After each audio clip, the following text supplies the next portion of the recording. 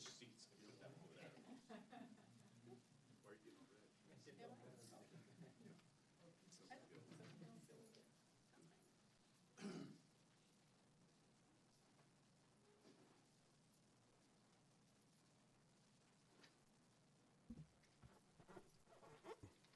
Ready? Okay. Call this work session to order, November 20th, 1 p.m. Open for visitor comments. Abil, Yes, sir. come on up. Okay. State your name for the record. Seems like every time I come in front of you guys, I'm asking for something. My name's Herb Bailey, Hudson Garbage Service. It's that time of year again, and we're in the middle of our bike build, and it seems like the last time I sat in front of Councilman Morton, I was asking for the same thing here. Just the other day. Yes, sir. So our bike build is in full speed right now, and we are generating some funds to purchase the bikes from Walmart. Last year, we broke a record at 162 bikes. I left some flyers out on the table there. We're a little bit short. I don't know what the deal is, but you guys generously donated some funds last year, and we really appreciate it. So just here today to request a donation to the bike build that actually not only impacts the city of St. Helens, but it does all the way through the county. So Can you refresh our memory on how much it was last year? How much we did donate to you folks? I believe it was $500, Councilman. That's the number that pops into my Yeah. head. Well, I think it's a good program. Yeah, it I don't see any reason not serves- to do it again this year. It's a great program. Yeah, I don't see any reason not to do it.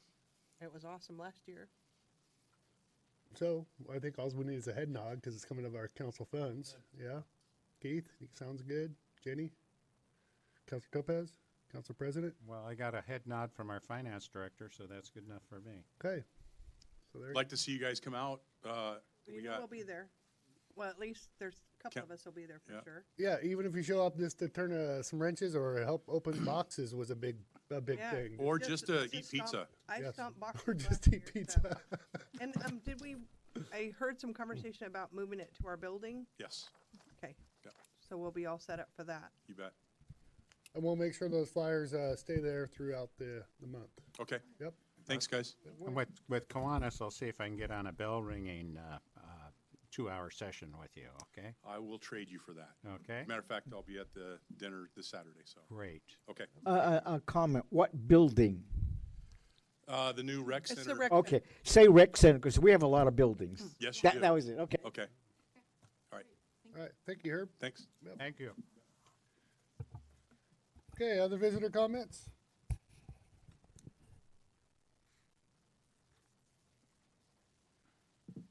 Hi. Oh my gosh, this is scary. Mr. Mayor, I'm Terry Clark, 314 South 14th. Yep. I'm just here with a more serious matter. I'm still flooding on my property. So I'm hoping that you can tell me that you guys have a plan, hopefully this year, 12 years later, that's going to stop all that from happening. So I wanted to meet you today. This is me. Yep. Talk to you on the phone. Yep. And I will come to Sure. this meeting every time, just to remind you all that I'm still having problems on my property. I'm so nervous. Don't be nervous. And so I ask you to help me and fix your pipes. What's your address? Come to my home and take a look. She's on Clark Street, No. 314 South 14th. South 14th. Sorry, Yeah. my Uh-huh. heard wrong. 314 South 14th. Been there for 27 years. Love it. So in '07, I completely flooded out from the sewer system right behind my house. So I'm just here to, hi, Mayor. Yes. Hi. It's me. Yep. And I'm still having problems. This year I bought flood insurance for an amount that's hard to pay for. I'm going to cry. I know that the city has been dealing with that for quite some time, and we get down there and run pumps on that area? Yes, I rent them myself. I have to have people come in and help me because it's overflowing. The city boys are out there doing what they think. It doesn't help me at all. So I'm here. It's going to start raining. I'm calling you when it happens. It happens in the middle of the night. I lose sleep. I can't work. I have a shed in my backyard. I have to keep things up off my living room floor. We're all scared when it rains now, and I've been there 27 years. So now I'm here finally. Now that I know what to do, I'm here in front of you to fix me, raise my house, help me out, fix your pipes, something. I need more than 5 minutes with you. I've got a whole, but you need to come to my home and check it out. Look for yourself. The boys can't get back there because it's such a mess. They came to fix, I guess, the pipe behind me, but not the neighbor. And they were supposed to, Neil Shepherd and his crew. I know Neil's no longer, working. So I'm here to meet the city water people too. Yep. Because here I am. That last flood, I saw you on the news with the sandbags, but the night before I had already flooded and had stayed at the Village Inn. And so it's definitely not a party. Yeah, that was an ungodly amount of water. That was like 3 inches in 24 hours. Yes. But every year there's some problem, and I end up with toilet paper on my fence, my shed, everything that I own. And my son just wanted to also say he couldn't be here, but he's 22 now and is just scared every time it rains. Well, we'll have Public Works. You can, Sue, look at it again. Yep. Yep. So, and, and part of it, if whether you believe it or not, is just climate change, maybe the weather. Could be. I mean, you look across the United States, what's happening in every community with wildfires to flooding everywhere. Oh, yeah, So Yeah. we'll take a look at it, okay, Terry? definitely, please. Be in touch, okay? Sure. Terry, I have one question. Yes. Does any of your neighbors have the same problem? My neighbor beside me, yes, he floods in his basement. The other neighbor beside me, same thing, under the house, but I'm lower, one single home. I guess kitty corner to me, they flooded the same as me in '07, but I don't know if they're still having the same problem as me every single year since then. I haven't really stayed in touch with them because I'm always so worried about my property, especially at the time. It always happens at night. It seems like it builds up during the day and it goes on. And you need to come and see that thing that it just boils over. The water just boils out of those things. And once it starts, it's not going to stop right away. I've come to know that. And so that's very scary. I can also tell, too, driving up Pittsburgh Road with the rain, how it rolls down, river form down the road. That tells me there's going to be a problem at my house. So, and I see all the building going on, and I'm just wondering, are the pipes maintaining? Is it going to make it worse for me? But 12 years later, I'm here to say it's not working. I was hoping that, I saw them working here and there things. I was thinking it was going to help me, but nothing has helped. It still comes out, those pipes. And my neighbor's yard is a mess. So if the city boys wanted to come, they can't get back there. And it's been like that for 27 years since I've been here. So when you say the neighbor's yard is a mess, have they changed anything back there? No, Okay, I'm just asking questions of yeah. what may have changed. no, it's been just like a field, blackberry bushes. The one pipe is completely covered. I don't even, if you didn't know what was going on, you wouldn't know it was there. Sure, I'm just wondering if there's a culvert or something that's overgrown that maybe is There's back a there. lot of that- stuff that going on should back be there. uncovered, Yeah. that isn't uncovered. Yes, and there's Those a type of neighbor things. with a fence behind my neighbor who has issues in his backyard I'm not sure what, drainage of some kind. But my neighbor right next to me is a plumber, and he's got ideas that sound pretty simple and stuff. But if you could come and look, there's a berm around some neighbors too, that when the water comes, it stays. It can't get out. And it looks to me like That could be it's- part of the issue. it definitely needs to be removed, or I don't know. So there's a whole lot. Sure. I'd like you to come around the neighborhood and take a walk with me. But I'm not an engineer, so I will leave that up to our city staff to do that, Mm-hmm. Terry. But you've always been very polite when you talk to me, so I appreciate you being here. And feel Thanks free for to having come talk to us anytime, okay? Sue I wants to sure say will. Okay, Sue? Terry, can I ask, when was the last time this happened? Last year, Last year when? about this time. I mean, do you have a specific date? If I had my phone, I'd call. It happens usually November, December. Okay, because I've been checking with Dave, and Uh-huh. he's not aware of, he Probably, doesn't yeah. recall a specific date of when that Well, happened, it was when because, the mayor was on TV last year. You remember that? Well, that was when we had that 3 inches of rain okay, all Yeah. at once. okay. There, parked on yeah, us. we're not gonna be able Mm-hmm. probably to resolve those types of events with your particular property because it is so low. I'm Well, just, that doesn't but sound- we I had, don't- but we had, flooding in many locations during that particular event. Yeah. It wasn't just in that neighborhood. Right, it was obvious when I saw the mayor on TV Mhm. that, yeah, Yeah.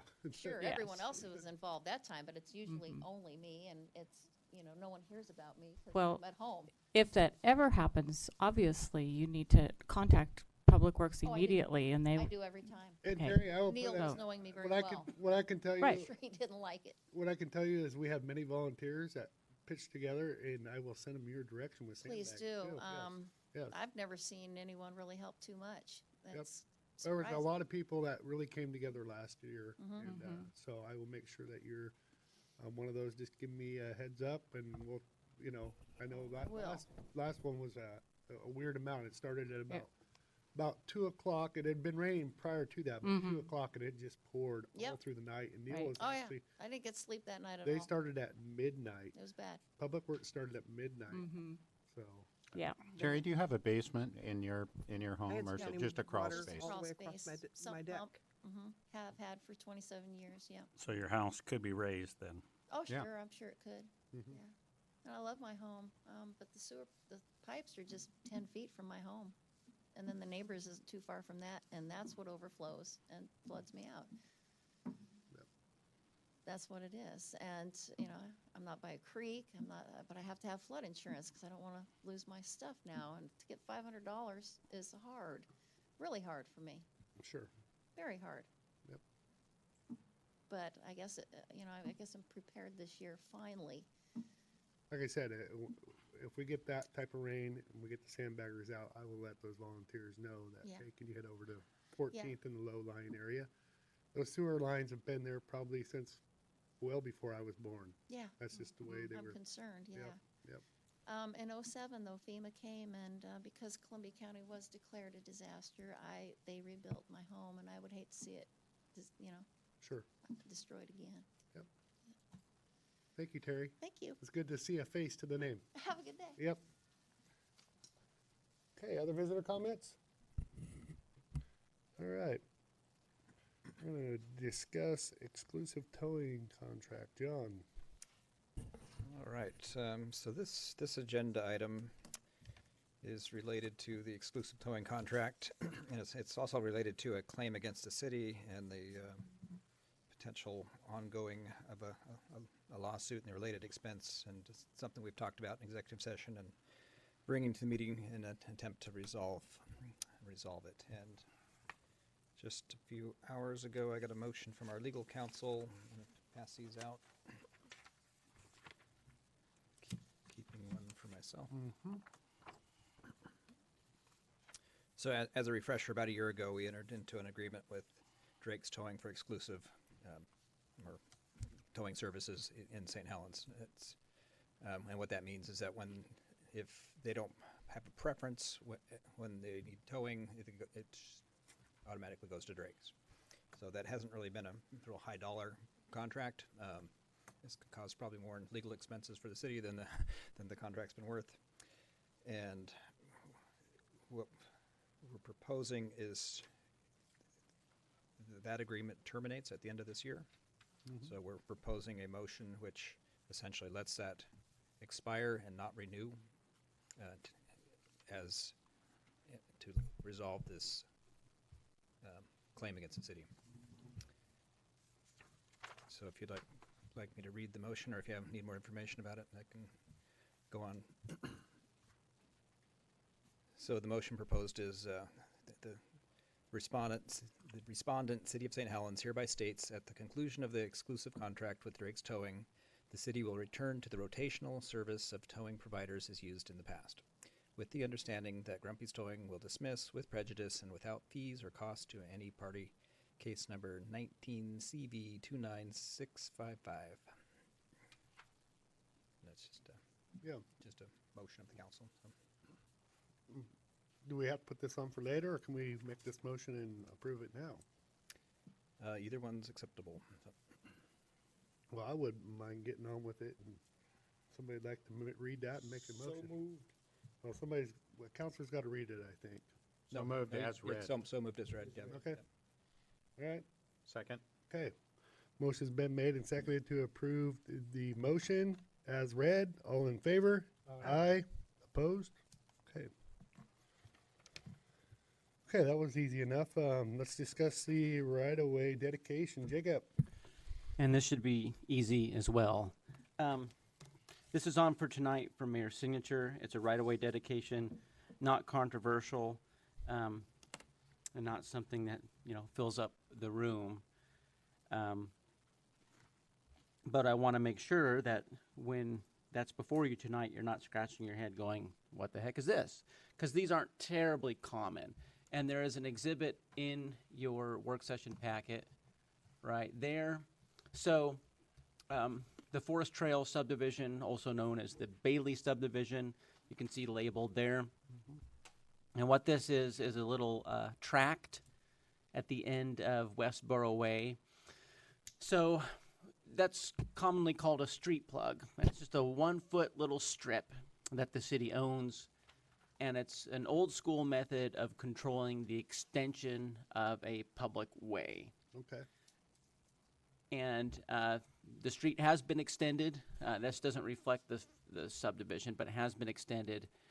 And nowadays, we do it a little differently. We put a notation on the subdivision plat. But like I said, this is an old school way of doing it. And these are all over the city. And the assessor likes us to get rid of them because it cleans up their records. Interestingly, I got a call from the surveyor who did this subdivision, and I guess the title company or lender or someone was having a little bit of heartburn with that tract. And our intent was to get rid of it. But after that call, went to the top of the list and got it on the agenda. So basically, it's to get rid of the little strip. It's not needed anymore. Okay. That simple. That is simple. All right, let's talk about the Wetland Solutions Northwest. Sure. Okay, so as you are well aware, we have been working with Wetland Solutions Northwest for delineation of wetlands on the St. Helens Industrial Park. And that has been moving along very well. But it's a big, complex site, and because of that, it's taken a little bit more time than anticipated, and we have exhausted the funds in the original contract. As you can see in the amendment, this is only asking for an additional $1,500, and $1,000 of that is for 2 more site visits, and the consultant just put that in just in case. We were out there with the Army Corps of Engineers tromping around, within the last month or so, and I'm hoping they don't need to do any more site visits. But we just want to make sure, we want this to get done, and we think that the added cost here as well as the additional time, because the contract is for a year and this may bleed into 2020. We just want to amend it to get that thing done. A little bit more time and money. And that'll be on tonight too.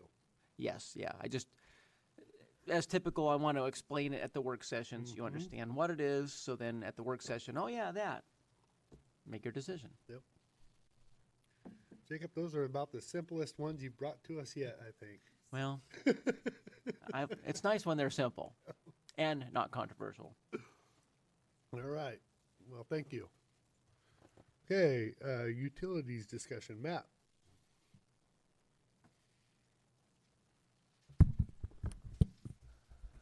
So it is that time of year, and I wanted to bring a discussion to the city council, just a little bit more of a knowledge base of where we are currently in the system and what options we have for looking into the future. So I believe you should have a handout provided to you. I wanted to go through this quickly, and then I'm happy to answer any questions and have some discussion afterwards about how the council would like to move forward. So I wanted to touch base basically on some best practices for utility rates that are used on the financial side. In 2017, most of you are aware we went through a cost of service analysis. Steve Donovan, our consultant, came in, gave a presentation with some recommendations. That is when we started instituting a financial policy of a 90-day reserve policy, as well as a suggestion for indexing our rate adjustments, and that was based on that breakdown that you see on the left side of the 35, 35, and 30, based on the CPI, 2 different CPIs, and then the construction index, which is the ENR index. And so the last few years I put on there what was suggested based on the index rate, and then what was actually implemented back from 2018, 2019, and what would be suggested by me today if I was to give you a recommendation based on those indexes. And the idea of an indexing philosophy is mainly to do small, steady increases over each year instead of a larger increase, as I gave you an example of 3% every year versus doing a 15% every 4 years. So those are just some best practices that we have tried to implement here in the city of St. Helens. I'm going to go through real quickly and show you just a rough overview of the enterprise funds, and these graphs, charts, are assuming if you were to decide to do no rate increases for till 24-25, which is the end of the forecast year. So this is our current water fund enterprise. The blue bars are the ending fund balance, and the orange line is the 90-day reserve policy. So our water fund, although you see that slight curve at the end, is still fairly healthy. This is our current sewer fund. As you can see, the bars tend to start to go down, and then the last year before we fall under that 90-day reserve policy is in 23-24. And then our storm fund, the last year before we fall below that 90-day reserve policy is the year 21-22, so coming up only in a couple years if we do not do rate increases over the next couple years. Wanted to also provide you this information that shows you all the way back to about 2008, 2009 of what rate increases have been done by the City Council, and some important dates to keep in mind of why some of those numbers are so high. And I put in just some of the major ones, which include obviously the Boise facility closing, the veneer plant, as well as the white paper plant. You have the water filtration facility that was built. You also have mandated I&I reduction programs, which I'm sure Sue would be happy to give you a history if you're unaware of that mandated program and some of the issues and struggles that we've had with that. And then in just this past year, 2018, with Armstrong World Industries closing their manufacturing process, that was an additional large hit to our sewer program. It lost the city about $1 million or so in revenue just from that site alone being in production. So I wanted to throw out a few different options to you. One idea that we have talked about internally is to go back to combining our sewer and storm funds. So these were initially put together, and in 2017, when we did the cost of service analysis, it was suggested to break those apart so that we actually get a true cost of what each program is actually costing the city. And so we went through that practice, and it is now separated. And I'm going to jump ahead one slide and then come back to this. So the sewer and storm funds are some of our biggest issues in the enterprise funds. And I wanted to show here what would happen to the fund balance and the 90-day reserve policy, assuming that you combine those funds. If you remember from the first two graphs, combining them actually does push out the worst fund one additional year. However, the curve drops a lot faster. So those are the two main key aspects I want you to keep in mind if we were to decide to combine them again. If we got to this point in 22, 23 or so, when you dropped below that reserve policy, I would foresee us having to split it out again. So to me, it's kind of a waste of time and energy to combine them to save 1 year, just to split it out again and be back to square one where we are right now. But that is an option if the city council wishes to do that. A couple other things that we can do is we can fine tune our cost allocation model. So many of our public works employees are split out among the multiple funds, water, sewer, streets, storm, as well as there are general fund support service charges that are charged to the enterprise funds. So the utility billing group and the 2 or 3 FTEs that I have over in that department, those are charged out to the utilities, much like a certain percentage of departments that do work in those kind of departments. So Carol in the finance department who does payroll, obviously there are a lot of public works employees, so they pay a share of Carol's salary, and so many other aspects that go into those charges. But we can go through and change a little bit of those allocations within ethical reasons. And an ethical way to possibly put a little bit more toward water and less in sewer and storm. The other option is that our parks maintenance crew, so our parks department is also paid out of enterprise funds. So the services that the community and you receive as park maintenance is paid out, a portion of that is paid out from water, sewer, streets, and storms. So if you were to not charge public works employees or some of those parks employees to those enterprise funds, that means they're charged out of the general fund, which causes our budget in the general fund to, obviously there's less money available. So the other option or additional option is to update our master plans and relook at pushing out capital projects, deferring maintenance. We have already done that to some extent. That has been done in the past. We do have plans to update our sewer and storm master plan this coming next calendar year, and then the water master plan would be the next year after that. So we already have plans to update those master plans. We can increase the scope of those projects to also look at some of the operations of public works to see if there are any ways where we can cut expenses, cut debt service, increase our service level, those kind of aspects. That is something that we can add into the scope when we go out for a consultant to come and update our master plans. The fourth option is kind of the doing nothing.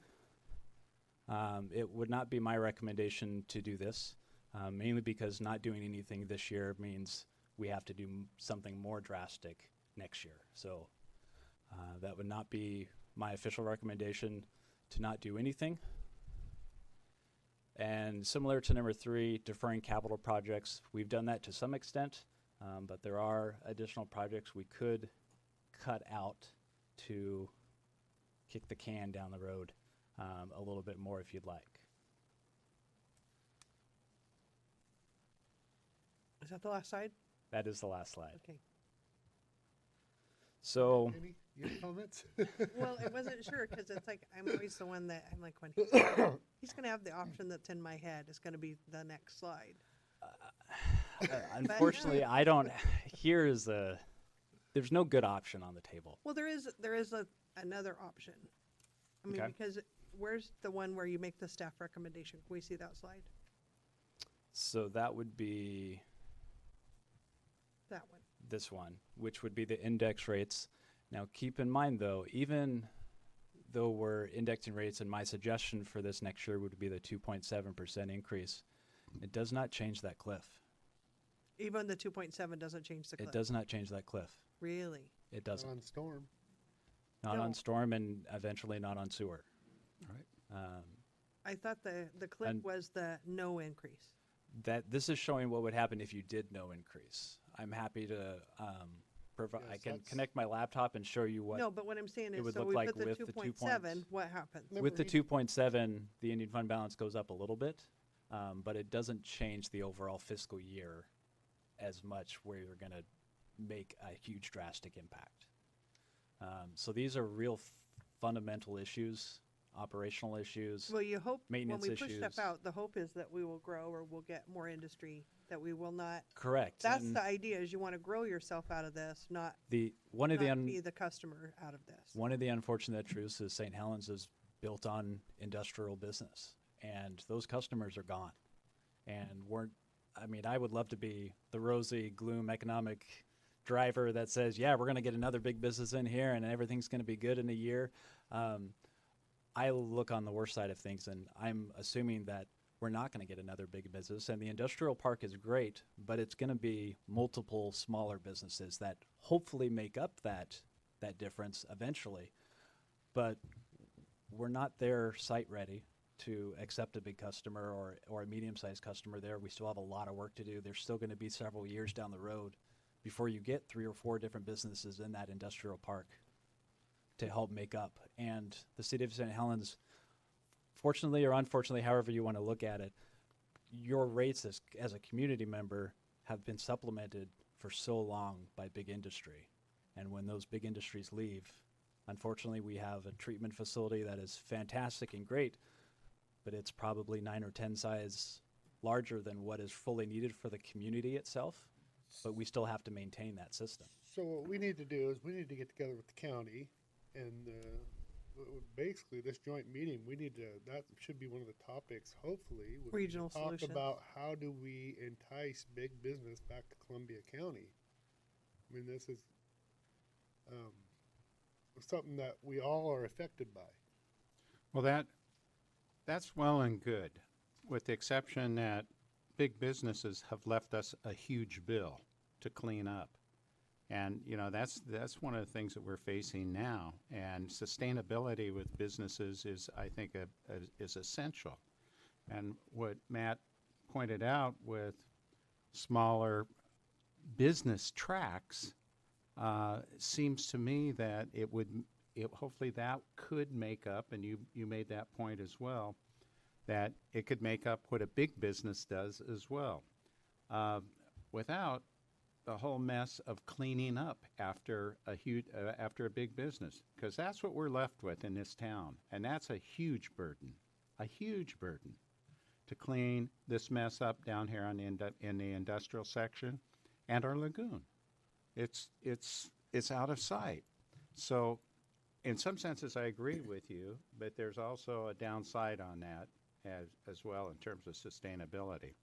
I would like to see the slide that deals with our options, as you put it, and I think the mayor had a good idea of working with the county to see, what our options are as well. But on option 3, I like option 3 out of all of those, to look at our master plans. And Jenny made the point that as we grow into that, and to anticipate what our growth is with our master plan in terms of all the building we're doing, and what it kind of makes sense to take a look at that one more time. I know that we pushed out the reservoir, it seems like about 7 years ago. We pushed that out, and that saved us a substantial amount by pushing it out further in time. And I think that helped a lot. But it's interesting to see if there are any other kinds of things that are around on the radar. It's a shared solution. There has to be like growth, be reasonable, and, you know, you have to look for savings, raise a little rates, find some growth, because I don't think any one solution, a cliff like that's going to take giving from all sides. Correct. It's going to come from multiple facets of internal stuff as well as outside variables. One idea, if you could give me a little bit of rope to explain an idea that I've just chatted this morning with Sue and John about, that could be a different way of looking at utilities. And it's me, I kind of like to think outside the box and what the possibilities are a little bit. And so allow me a little rope to explain this idea in theory of what it could do. And if you're interested and it sounds interesting to you, I can do some more research, work on it with a consultant that did our cost of service analysis, and come back to you with some more detailed information. But one idea I thought about last night as I was watching Harry Potter with my child was... That's always when the idea comes when you watch It is. Harry Potter. Well, it's better at, Involves 7 magic, o'clock at so. evening than 2 in the morning. Sometimes those ideas come to me. In theory, if you can imagine a sewer rate that cost $3 a cubic feet per month for somebody, so $3. And when we do cost of service analysis, we do master plans, we look at everything in the entire system. We look at what the operations cost, any debt service, what upcoming debt service, what projects we are currently have, what future projects we have, and we build this rate. And that is that $3. And every year I come to you and say, hey, we need to increase 2.7 because we have these future projects, we have this increase in personnel services, materials, costs go up, all that kind of stuff. So we increase it hopefully through some kind of an index of 2.7, 3.4, whatever that may be each year. What we could do is break out that $3 to figure out what the actual operations cost is of that $3. So we take out the operations. Let's think of that as $1 of the $3 is operations. $1 is the capital outlay projects. $1 is our debt service. So that's what makes up that $3. And if we were to relook at our master plans and update those like we have planned, and look at specific projects that we want to have done in the community, if we took that $3 and we set that aside and said, this is the amount it costs for us to maintain our operations and maintenance every single year, and it's going to be $3. And if you want to do a specific project, you want to redo the middle trunk upgrade, let's say, and it's going to cost $150,000. Well, we already have this $3. What you could do is do an additional utility fee for $1.50. And that money is specific to that project, the community, and you know that we're not raising the actual base rate, but we're raising that utility fee, $1.50 or whatever that fee may be, and it's accounted for specifically for that project to be funded. And those capital projects would be a discussion between the Public Works Director, the City Administrator, and you as a council to approve every budget year what projects specifically we want to have done and funded. We figure out what that dollar rate is. Much like the rec fee that we've just added to utility bills is $2. We know that's going to bring in a certain dollar amount. And so if we need to do a project, we have it on the horizon, it gets approved, then we put that fee on utility bills.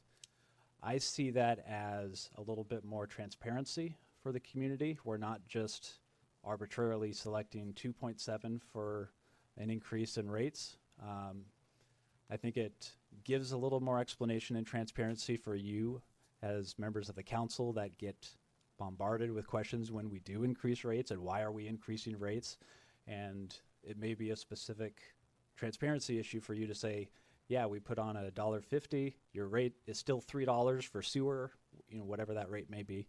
But we've identified this specific project that, according to our public works director and our internal staff, or whatever goals you have as a council of projects that you want to have done, you can have a dedicated funding source for those projects. And what the pushback on that is usually, oh, they've raised our taxes, or they've raised our fees, or they've raised these things, and it's never going to go back again. Correct. And I think this sounds like there would be a sunset time when that $1.50. Correct. So in theory, if you had a project like, let's say you had to do the middle trunk upgrade, and we know it's going to cost $100,000. Now I know it's going to cost more, Sue. Don't worry. Okay, but let's just say it's going to cost $100,000 for this year, and so you put that middle trunk upgrade on the utility bill, and it's 75 cents or whatever that cost may be per person per month to build the funding mechanism to do that project and complete that project. And when it's done, that goes away until you decide what other projects or whatever you want to add onto those bills. But that way you may not be increasing the base rates per se, but you're increasing it based on a per project basis that is determined by you as the council ultimately. That's a good idea, but I think the key point in this is that the councils are, and you as well, you'll get the phone calls. Our city manager will get the phone calls. A lot of the staff will get the phone calls. But the council gets hounded on it daily. I mean daily, about you've done this, now what else are you going to raise, whatever. Mm-hmm. But if you give us, along with that, a time increment when it goes away, then we would have an answer. Mm-hmm. We would say by 2024 July, this goes away, Like 2 years. or whatever. And Yeah. see, so that's, to me, that's the important thing, that the council is not left with their pants down, in a sense, out in the public arena going, oh, we don't know. Well, it's one of the things that is important to us as a council. We've got to be credible in what we say to our citizens. Is there other places doing this? So there are cities that do similar things for bigger projects. So you may see a city go out for a bond for a specific project. I've looked around at other cities, and this is an idea that I have not seen other cities do. Like I said earlier, it's outside the box and something that I haven't seen, but there's no reason why you couldn't do it. It's just more of a philosophical view of how you want to run your operations and manage projects for the future.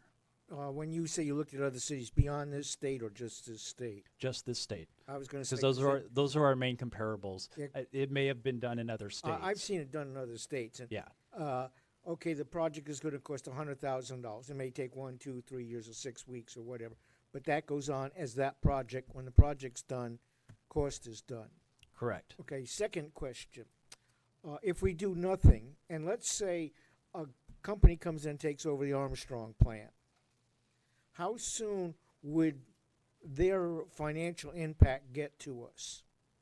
Almost immediately, depending on how much work whatever business would have to go in. Yeah, the question Yeah. is, could they go in the next day, or they come in and it's going to be 6 weeks or 9 months before there's an impact? So that's up to whatever comes in then. It's Correct. not a known factor. Correct. It is not a known factor. Yeah. If you get a business that can already use all the facilities and everything already in there, they don't have to retrofit anything, you could see it the next month if they were to start production. Well, I mean, unless it's like a camel farm where they don't drink water, then you're not. Yeah, gonna well, see, that was the thing. It's specific to the industry. If they need just a building and 2 machines that doesn't use water or sewer, it doesn't affect us. So we don't really know. It isn't that there's somebody in there. It's somebody in there using what they use. I don't know. Correct. I'm just throwing it out there. And as I say, the paying for the project, I've seen other places. That is not. I don't find Correct. that. I don't disagree that it's not something that is used in other states. At least in the state of Oregon, it's not relatively used or as popularized as it may be in other areas of the country. Yeah, other areas it's necessary. Question for the council and staff, I guess, would be,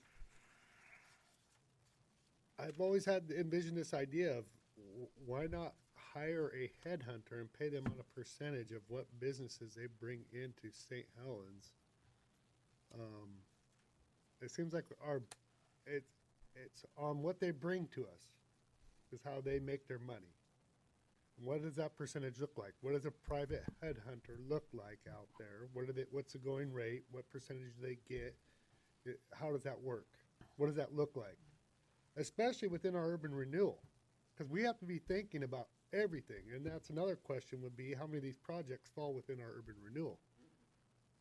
Because that's what I want to know as well, because that's makes this a whole different ballgame on some of these capital improvement projects. Mr. Mayor, I get a journal, I've given John a couple copies on. The journal is about relocating businesses, all kinds of businesses. Almost every state has an office to do just that, except Oregon. There are companies that do that. Most states have a department to do that. We don't, and it hurts. We have we have an economic development team in Columbia County, and they're responsible for that. Whether they've been responsive to the city of St. Helens is up for debate. I know how the mayor feels about this. Well, but no, we- and that isn't where I was going. I was going above and beyond that. I mean, there's some key players out there that they deal in bringing I'm not talking the small potato stuff. We have some industrial property here in I a know. waterfront that is big, beautiful. There are companies that do that, but they're not here, and that's the hard part. So the model in the CCET is somehow not functioning for our city. We've got a guy there who's supposed to be doing this, who's supposed to be a headhunter. He's supposed to be doing that. That's what we pay him for. And we pay him, I know that our city started out at $15,000 and got CCET off and running. And I do believe that we're still paying that fee annually, if not more. So, yeah, you got a great idea, but if the CCET can adjust and say, hey, can we pay a headhunter instead of a guy, and we all think what his salaries are well into the six figures.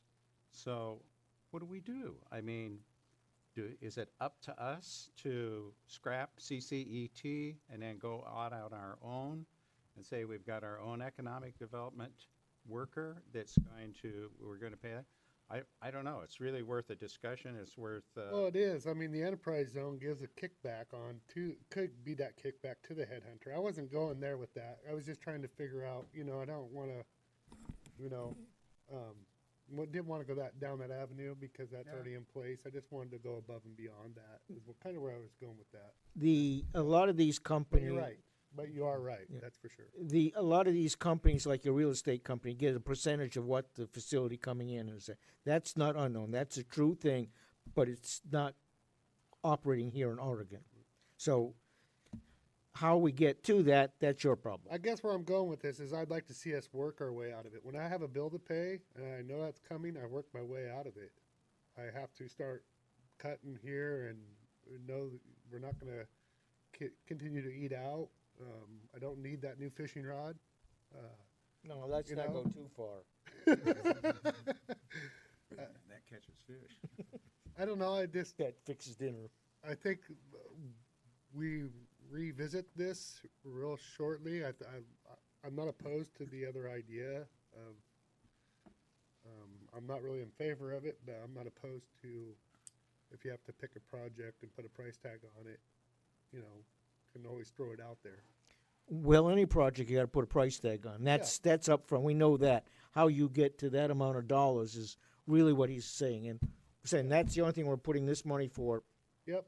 That's why I said I'm not opposed to it. It gives us the option to throw it out and see where, give everybody a chance to. If you're not opposed to the idea, I would love because I've just, kind of threw this out today and, and last night, I would love to be able to take a little bit of time to work out a model and see what it looks like and come back to you with some more firm information. And then on the options that are there, like I said earlier, my recommendation would be to not combine sewer and storm again, just because I think you're going to end up breaking it out 2 years down the road. I think that keeping it separate, especially for projects, I think we need to delineate that. I think that works. So we're not opposed to it, but we also want to, I think I personally, and that's why I threw it out for question, would like to look at other avenues of, as far as enticing business and how do we go out. That's really not a city's function, but it is, especially when it's been as detrimental to this city as losing 4 businesses has been. Correct, and not that they're not correlated together, but your discussion, I think, and just me speaking here, is more about economic development, which I think should be more of a separate discussion than utility rates. Sure. I mean, and everything. anybody who wants to, is even thinking about the Armstrong site falls within our urban renewal. Let's talk. We might be able to help you out. Let's talk. You know, Oh, go ahead. what I take from just all of our feelings is we would like to see a combined strategy. That's what we're not saying no to prices go up on everything. We're not saying no to that. We're not saying yes to something else. We're saying this is a big problem and it needs a big solution that has a lot of components. We're going to save money here. We're going to move this project. We're going to do this other way. And that's where we're going to get to this good place. Yeah, that's one of the important things about item number 3, master plan updates, moving things out as we anticipate growing into them. And I know that was taken in consideration in the master plan at one time. And I don't know how long it's been since the updates have been accomplished with the master plan and what we can do. But to me, that would be encouraging to get a report on it just to see where we're at. The second thing that I was going to bring up was we just recently had a stormwater kind of update, or just kind of looking at ways to utilize fees in that. Did you, by any chance, crunch the number of square footage per businesses and residences, and how much stormwater that we're not billing we're billing for or not billing Correct, for? and actually you can probably talk more to that. I know she's been working on some code amendments we just finally got enough, So if that I own a huge lot, and my neighbor owns a smaller lot, Still half the $12. size. Both $12. That's what I'm asking. That's the question I'm asking. That seems to me like it could be looked at where someone has even if you're residential, if you have a very small little lot, what are you paying? Or does that factor out? I'd So I just like know to see if there's a study on that. We did review all the accounts that were not getting billed storm drainage. Right. So that would be some facilities like Walmart that has a center on site, Right. so they don't get charged the storm fee. There are other businesses and industries that do not get charged a storm fee. So that was part of that cost of service analysis we did back in 2017. Sue and her team has finished up going through all those individual properties, and we had about 1,000, how many?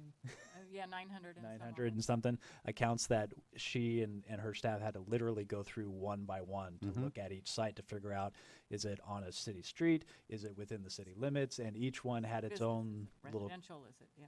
yeah, it had its own little characteristic. When we did the analysis of those accounts, the additional revenue of what we're going to propose in the near future with code amendment changes that Sue is just finalizing on with attorneys is roughly, I think, about 70 grand a month of revenue in addition that the city would see when we do those changes and implement those changes.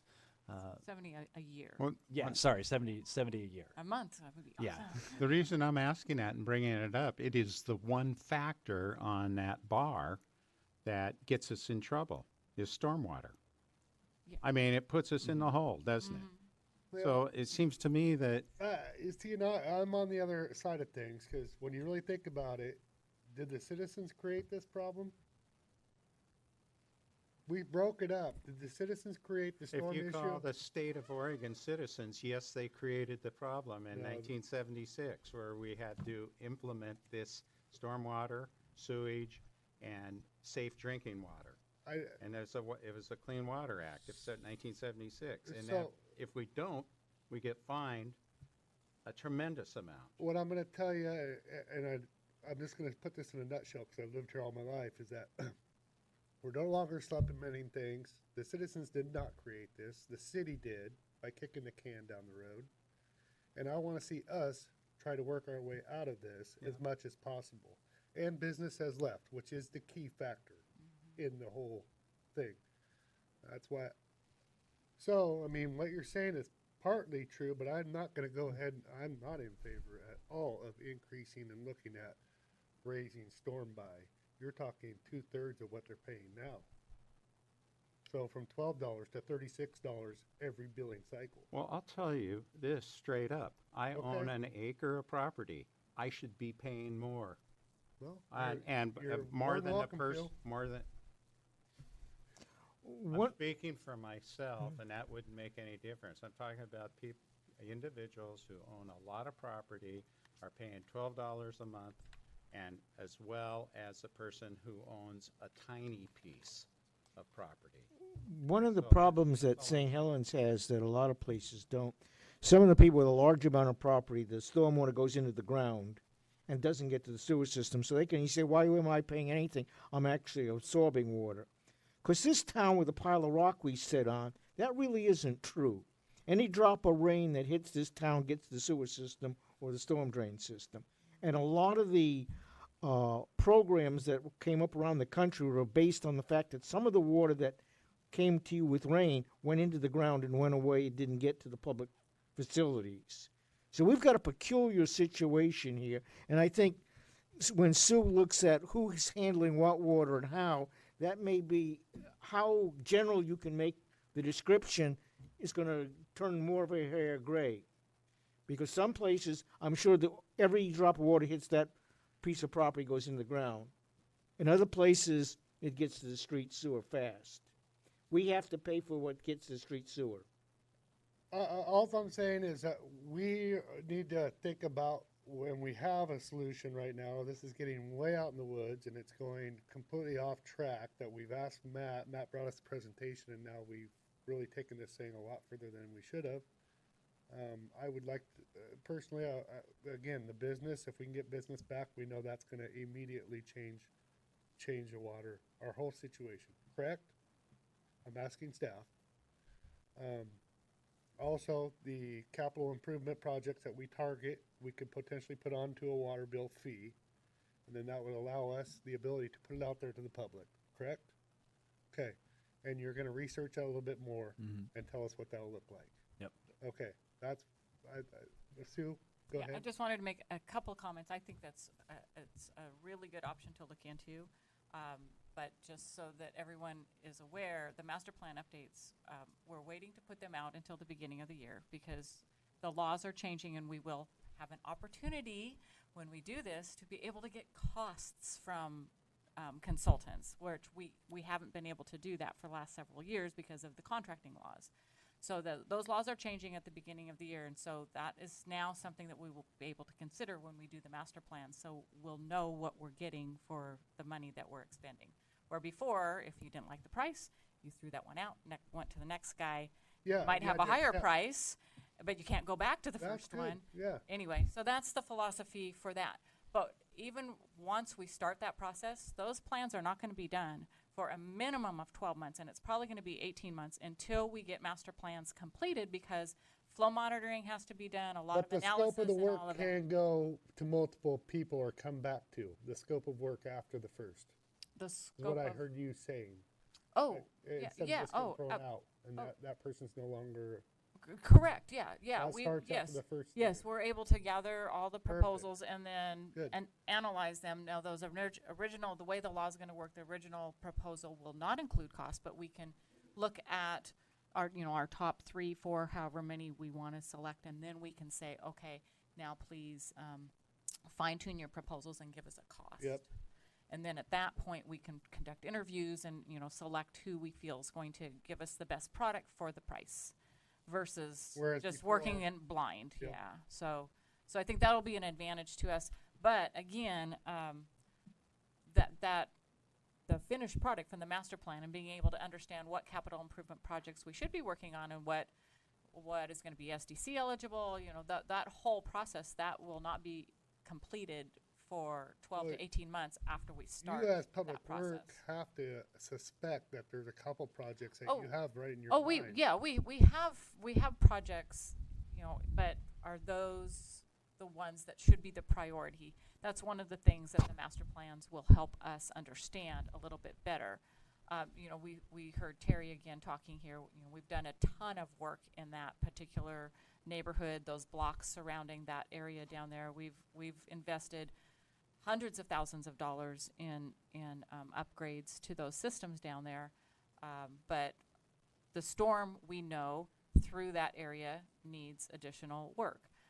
That's right now the only project that we have in capital improvements other than regular annual maintenance for storm drain is doing upgrades to the middle trunk. If you look at our capital improvement projects right now in sanitary sewer, I got nothing other than annual maintenance projects. We have no capital improvement because we know what these forecasts look like. Sure. So those master plans are going to help us understand what needs to be done and prioritize those so that we know what potential projects we could maybe do this little fee for or whatever needs to be done. Maybe there's some other funding sources that can help us with some of these. Maybe there's grant opportunities. Obviously, some of them are going to be SDC eligible, which we will also have to modify our SDCs to be able to incorporate those. What was the other thing I wanted to? Okay, we won't have them all done right away. We're already deferring projects as much as we possibly can. I can't remember what the other Why are Yeah, we well, deferring projects? well, we don't No have money. we don't have money. the money. We don't have the We money. don't have money. I just want to back up on that point that I was making about looking at the stormwater. Uh-huh. And it seems to me that if we think about it, that if we pay our water bill by how much water we use. Utility, yes. And we pay our sewage bill by how much water we use also. Correct. And so those two are fixed and they are something that we can look at. Yes. But the stormwater is something that isn't fixed other than it's just $12 per person. It seems to me like if it was fixed in terms of square footage of how much impact you're having, your property is having on the system, Right. that's to me a So- perfect, a good formula. Well, And the I- darn building official over there, the planner, wants me to put a hard surface of parking. I can't do it. I cannot do an impervious, I couldn't. I couldn't do gravel. I can do brick, or I can do, I don't know what that has to do with it, but if you Impervious own concrete. if you own 10,000 square feet, you pay 10,000 square feet of So- water runoff. That's my point. If I own 20,000 square feet, I pay twice as much as you. That's my point. So you have a very valid point Thank there. you. And we do that with all non-residential properties, including multifamily apartment type of properties. That's exactly how it's done. So you're right on track with that. However, because the number of residential customers, there was an analysis done when this stormwater fee was originally implemented in the early 2000s. There was an analysis done of the average lot size, of the average amount of impervious surface on lots, and it varied. There was a little bit of variation, but the vast majority of people, we ended up with about the same amount of impervious surface on the property, regardless of whether they had a 10,000 square foot lot or a 2,500 square foot lot. There was about the same amount. right. bigger And I The bigger garage. Some bigger sometimes driveway. sometimes bigger houses, but then, you Yeah. know, more square All footage impervious. usually Right, is, but I mean, yeah, that's what I mean, it's right. all relative. So once, you know, they looked at all of that and said, you know, hey, there's these outliers on both sides, but trying to track those. Most people are in the middle. Most people are in the middle. It just makes more administrative sense for residential properties only, to just average that over everybody. And then that was the other point I believe I was going to make, is with the storm fee, it's not just the amount of stormwater that you're generating from your property, but it's also the benefit of having good storm drainage throughout the city and being able to drive down the streets and, you know, Of get course. to the So- places that you need to Of go. course, I can see that divided up, but these are property taxes that are not divided up equally. It's a bad formula. It's not a good formula, because property taxes are based on the amount of square footage that you have and what you own. Now, case in point, I have an acre. Okay, and stormwater, when, you know, it kind of raises the hair on my back when that comes up, because I had to take out a loan to pay Kevin Sullivan from Artistic Concrete to put in a storm water runoff down to the river. $21,000 is what it cost me. And so, yes, it is a kind of contentious kind of thing, which I think is very unfair at this point. Not that I'm complaining, because I did my part to get rid of the stormwater in an appropriate way. So, yeah, actually, so the house wouldn't slide down the hill. So that's a big part of it. But stormwater is something that I think really needs to be looked at. That is the one area that's taken us downhill, and we got to find a way to do something. And I don't quite know what it is, but I agree. So, that's just my point. I hate to take all this time up and pound my fist on it, but well, and that's where I was coming back to. A good segue into it is we've wasted a lot of time on this. It's a good discussion, but we have I think I have enough Couple options. direction that You I can can Yes. start to move forward and come back with a more. Super awesome. that was a great segue. Thank you, Morton. Okay. I knew this discussion would be like this when Matt said, hey, we need to talk about this. And I knew that it started at 1:20 and we're now at 2:06. Okay, if you're looking at our schedule, we are literally 1:25. And yes, I know. So department reports. Lieutenant Hogue, how's it going over there? Going great. Good. Nothing to report. Yep, good. That's Donut good. Day? Donut Day is December 14th. We're going to change it up this year and have it at the rec center. Yep. A lot going on that day. You're going to have Donut Day. You're going to have Christmas ships down here later. Christmas tree lighting, Christmas ships. Is that same Christmas tree It's all lighting one as well? big day. Yes. Yep. So, happy with your new cars? Absolutely. Yeah. All right. They've been great. yes. Good. I had a question if we have any Cocoa with a Cop on the schedule yet. Not on the schedule. Maybe around first part of the year we'll look at it, get through Donut Day and get some people back from leave and Yeah, go a from lot, there. a lot of people on maternity leave. Yes. So, Yes. you guys have been Not busy, you, huh? thank goodness. Not me. I told them I need to get a TV in the bedroom. Thank you, Lieutenant. Bet. Yep. Sue? Well, speaking of holiday festivities, the Christmas decorations up on the poles will, I think PUD has those scheduled for the 25th to start installing those.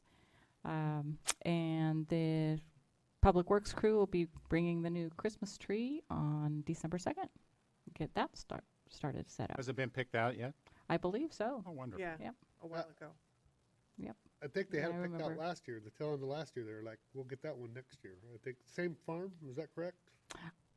I don't know. Paul went out. I know think Paul I think it was, yeah. went out on early part of November or end of October to look for that. I think it was November 1st, actually. But yep, it should be here in December 2nd. Okay. That's all. All right, Matt. Oh, and the fences are down. Yay. Yay.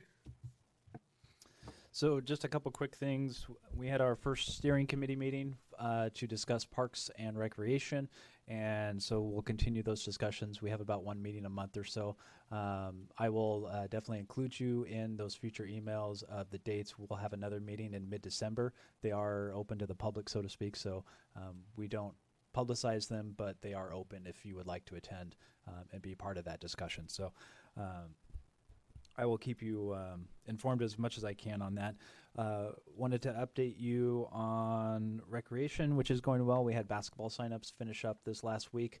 We had over 350 kids sign up, which far exceeds what St. Helens basketball had. They had about 290 or so, or 250.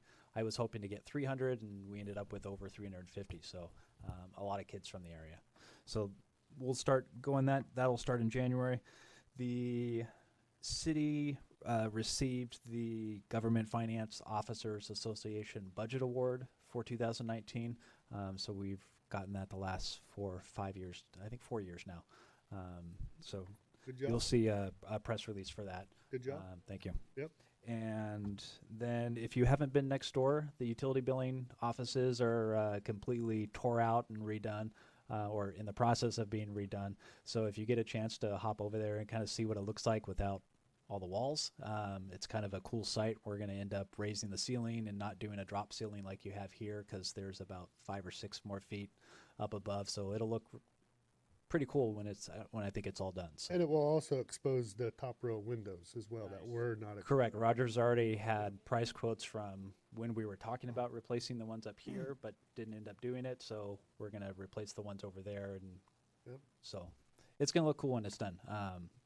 But that will likely be sometime December, maybe January, by the time we get everything installed and new desks and all that kind of stuff. So that's all I got. All right.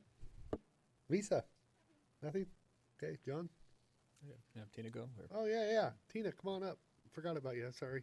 Apologize.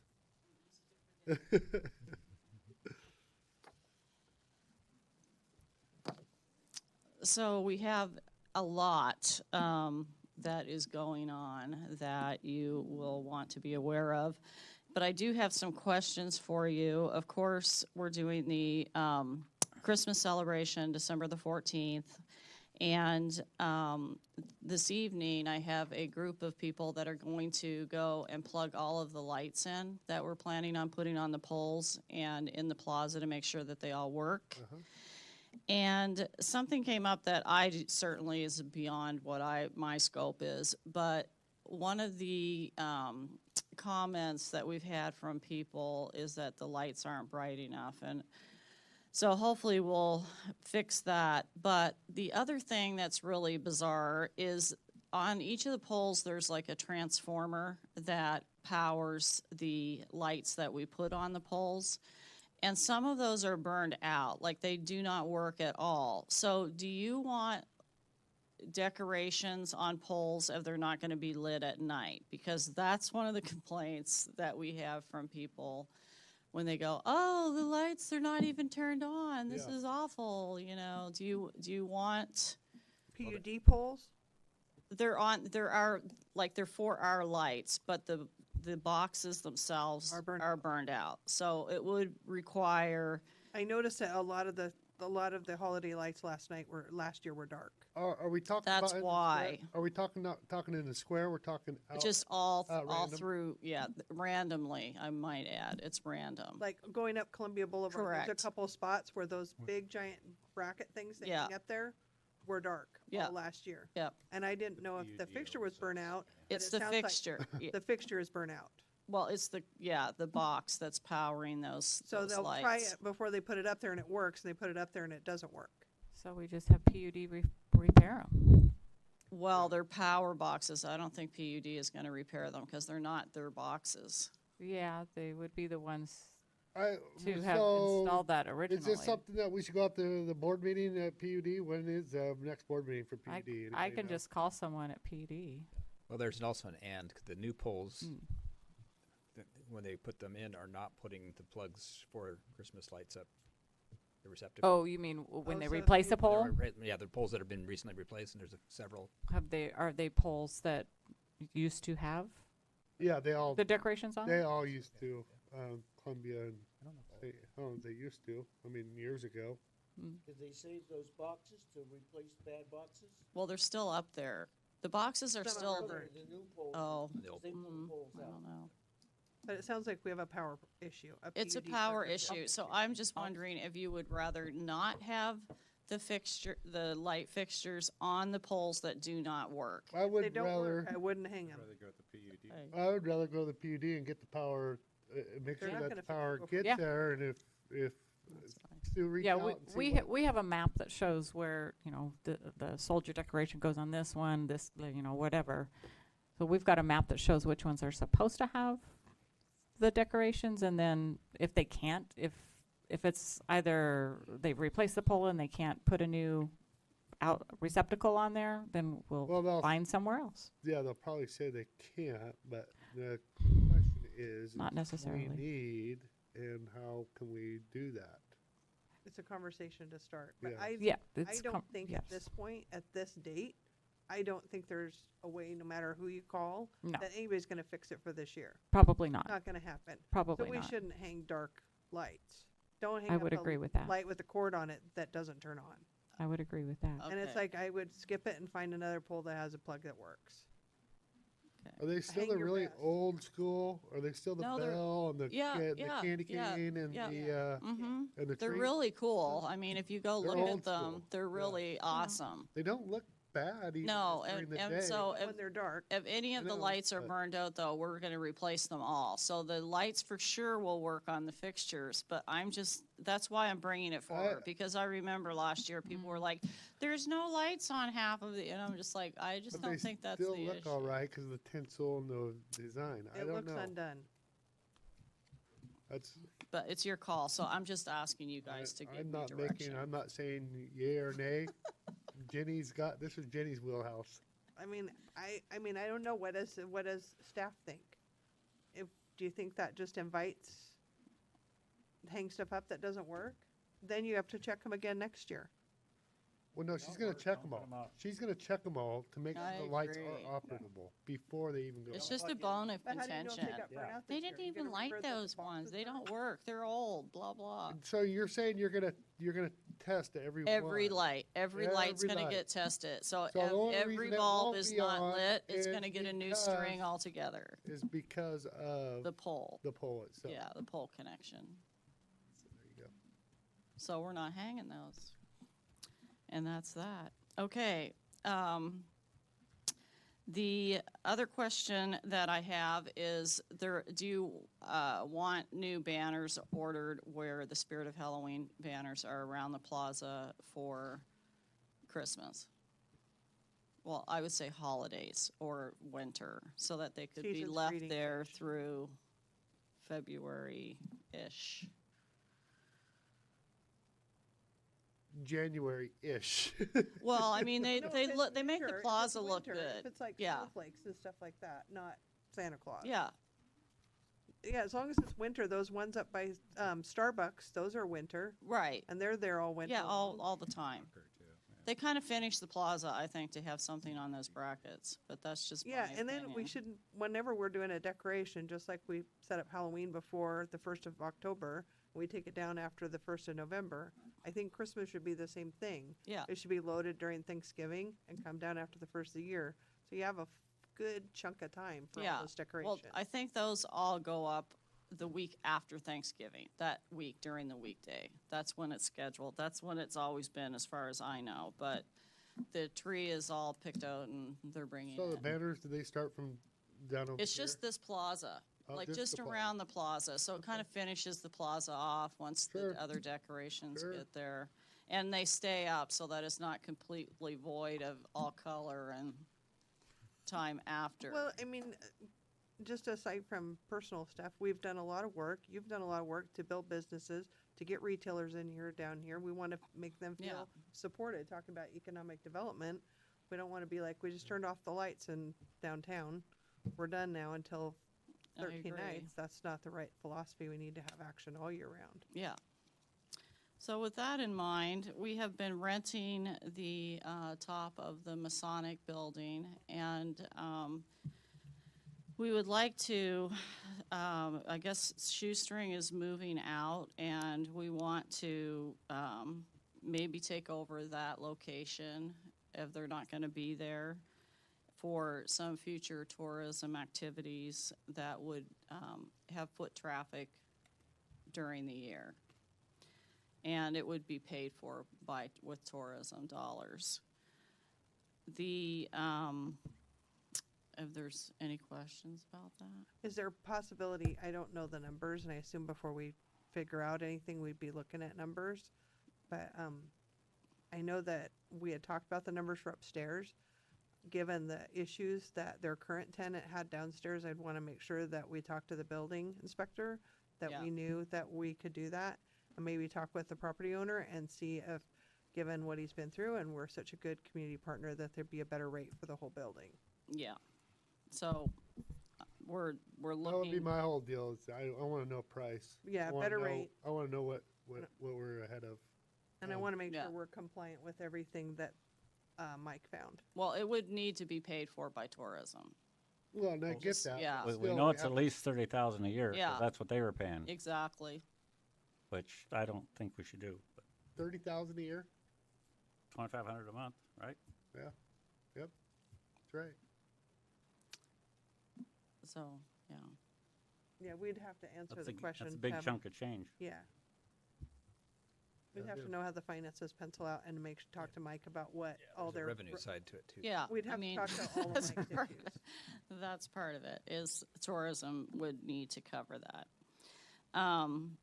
The other thing that I will be doing is taking a survey among homeowners in the area, probably up to 7th Street, if not beyond, just knocking and walking on the streets to those houses to find out how their parking was influenced during Halloween Town, because I believe that I have a solution for that, but I want to see where the cutoff point is where people say, no, it didn't really affect me. There's probably some streets that don't get affected because they're far enough away that people aren't going to do the walking. So I kind of want to find out where that cutoff point is, and the only way to do that is to knock on doors and ask them and, do some research on that. So just so you know, if you hear someone saying, oh, yeah, someone stopped by and was talking to me about parking. I think it's safe to say you can go all the way up to West Street. Yeah. So, but I want to see how far over it goes. I just want to get the actual boundary in my mind before we do anything radical. Then also, I have been working with a global company that potentially would be bringing a family experience to town, and that would be for 2020, and it would be in like July, August, September, and potentially we would have 60 to 80,000 people that would come over the 3 months. I'll have more information on that, but I'm working on it. Then, I think we would like to know before that is signed of what it is. And well, of know- course, but I yeah. have to, Working on it. yeah, I'm Yes, working on Yeah, it. yes, that's fine that you're all mum right now, but. Well, I mean, I Just say, have oh, to. yeah, I by have the to- way. yeah, yeah, Guess yeah, what? I called Marnie and there's No. Kimberly J. Brown, there's 50,000 people showing up. Yeah, no. And then I also am working with a new person who moved to town. Her name is Brenna. And she was doing economic development and chamber tourism activities from Humboldt County. And so she is going to be working with me on some new projects that we're going to do to make the merchant community stronger. And we have sent out contracts for 13 Nights and Spirit of Halloween Town. We already have contracts coming back in. The a question on my mind is what's going on with the stage? Please tell me what's going on with the stage, because we need to get some new equipment and we want to know when that might be done, might be started, so that we don't stumble with opening 13 nights in June, because clearly that would be a springtime thing, I would Well, I thought imagine. last we had talked about, correct me if I'm wrong, but we had talked about moving the stage back a little further. Yeah. That where it could be, even if there was a future stage, that there could be potentially 2 stages in the waterfront. I thought we had talked about that. Is that correct? We had talked about sliding back Yes. because it's too tight. But not with It's the too same tight. stage. No. Yeah, not the it's, same yeah, stage. it's too tight to the front. I mean, I don't know how you would do 2 stages if one's a performance stage and have another stage in front of it. How does that work? But, you know what I mean? Yeah. Because it would No, be no, no. blocking. It would be completely gone. Like and- in a and different concrete area. Back a little further is what was discussed. Yes. Yeah. I don't know what that looks like, but that's what was discussed, and I thought was Yeah, a the go council, ahead. council gave direction to move Yeah. forward We on did. and come up with a design. Yep. Yep. So we kind of want to get a timeline on that. Just keep it, here. It comes faster than we think. Yeah. So then we'll also be doing some flyers that are going to go out to businesses. That's called Fast Facts, so that they can immediately contact us if they need to, with numbers to call, and I think that they just need some updates on like what they can do as a business owner if they're not a retail place. Can they give space in front of their shop to someone else to set up and sell water and et cetera, et cetera. So I think that they just need information that they don't have. They've never needed to have it probably before, but they should have it. So we'll be working with the fire marshal, the police station, and staff to make sure that we're giving them exactly the right information that they need. And I think that's it. Okay. So, Thank you. Yep. if anyone has questions, call me. Okay. Thanks, Tina. All right, John. All right, we I wanted to both of our first of all welcome our new beat reporter from Pamplin, Mark. Well, hey, Mark. Hi, Mark. And I don't know if you want to introduce yourself or anyway, but they're both reporters. Both papers reported on the city being unsuccessful with the build grant application, and that is indeed correct information. But I wanted to kind of put that into some perspective about, it's a national competition for granting. The funding level was cut in half. There's 9 out of 10 projects don't succeed. It's even higher than that on the first round, and it's this is our second attempt. But it's disappointing. But there's a lot of effort that goes into it. So we're going to move forward, debrief with the grantors, look at our options, and we're kind of going into a Plan B formation here to continue to move as much of the elements of the project forward to make it more competitive for a grant. Still moving the waterfront redevelopment project forward with some aesthetic improvements like the fence removal and some of the other activities are going right now, the stage being one of them. Extending some grass at the edge of the park is something that we're looking at for next year. I'm trying to secure some sources for material for that. And I'm engaging, we have some plans to meet with the developer. We're working on some of the political aspects of the development constraints, which is all going in a parallel effort. So you don't see anything coming out of the dirt, but there's a lot of energy behind the scenes, kind of trying to get that project, because it's it is I view it as kind of the future of St. Helens. The river walk, what that's going to bring to revitalize the community is just that we have to get it right. It's just imperative. And the reason we're going after these grants is because we're trying to leverage local resources the best we can. We've created urban renewal agencies to help with some of that. State and federal money to come and leverage those local dollars to get. Was that Tina's? It's just it's good business. But at some point, maybe this is something worth paying for. That we start to move certain elements of the project forward just by Sure. just putting our nose down and doing it, and to move in phases and not as much of a holistic point, but maybe do the Riverwalk, maybe, look at the trestle at the end to revitalize the trestle to, create that bridge over to a natural area and create some, Nice. civic places, things like this, kind of nibble at the fringes to make it nice. Nice. And the notion of having we were talking earlier with utility rates about having this capital improvement fee is something I'm familiar with is relating to like a wastewater treatment project.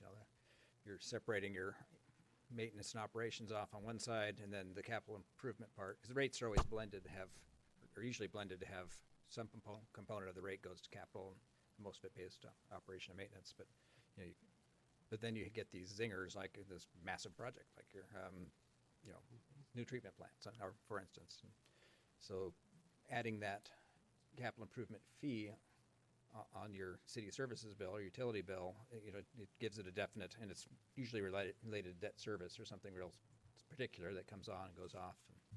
And, Matt brought that up today. It was kind of a.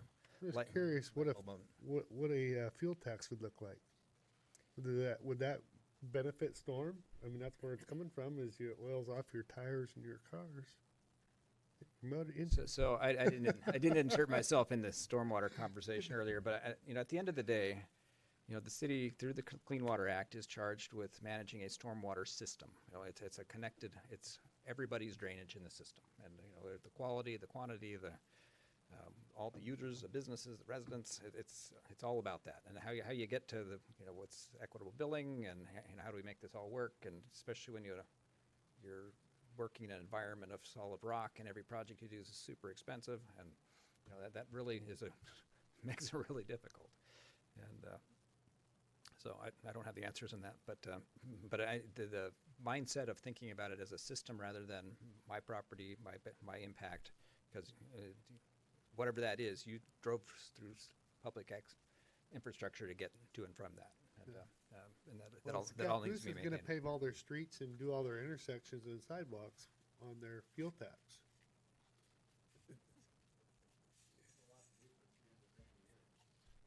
I would say that is a lot to do for $300,000 a year, but I'm just wondering if we could utilize that for Storm. If we had that same idea.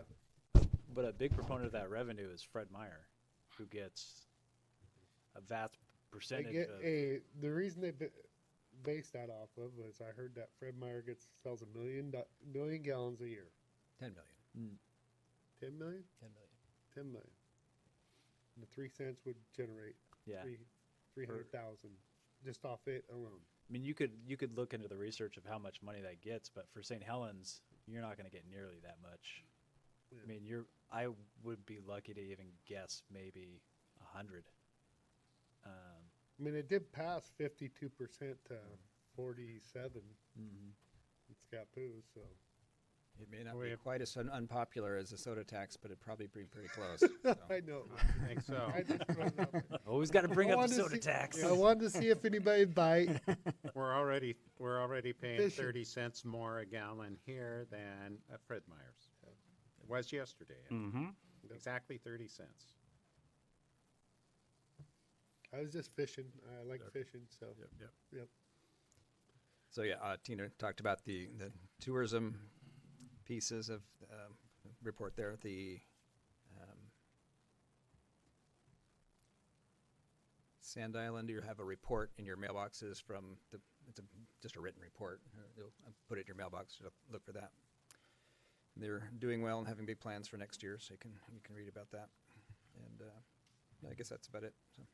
Okay. All right. Council reports. Let's start with Councilor Topaz.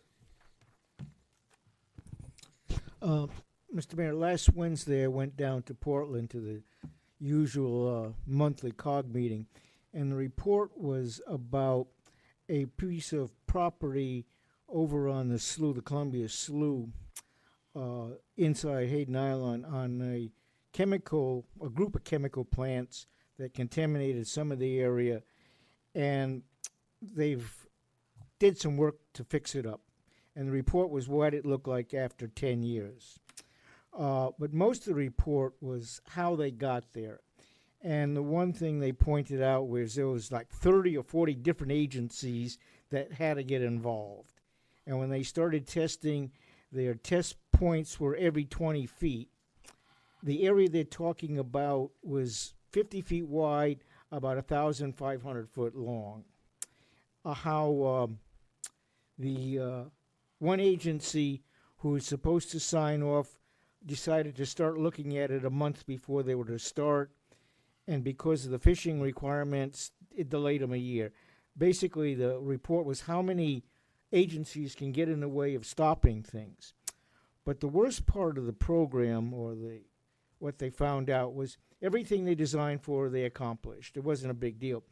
But the piece of ground that they covered, first they covered with a cloth and then with rocks, because it's at the water line when the tide goes in and out, which you can't use the land forever.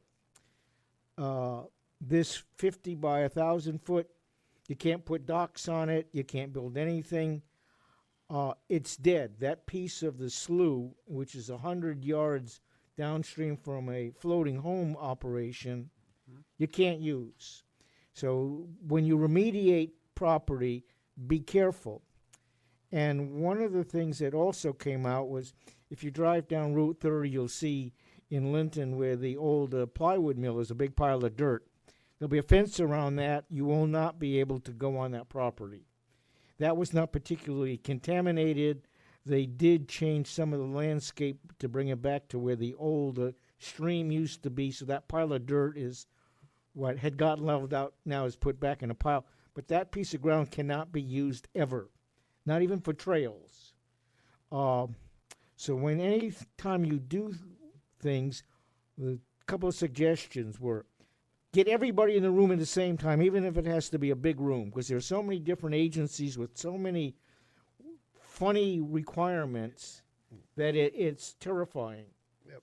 So I would ask that from future, please bring us a reference of where you can't use that mill property, because I think that is a unique piece, because it's owned by, it was a co-op mill, Linton Plywood, that you bought into, and the workers owned it. So I'm not sure that it's still stuck in probate with that whole way it's drawn out, but I'd like to see you to provide the paper saying that the entirety for the lifetime, you can never walk on that, and that's why it is fenced off. Yeah, the other piece of property is... Because we can assume that you're correct, but we don't have nothing on paper in front of us, Councilor Cook. Your question or your observation that it was a co-op was never brought up at any of these meetings.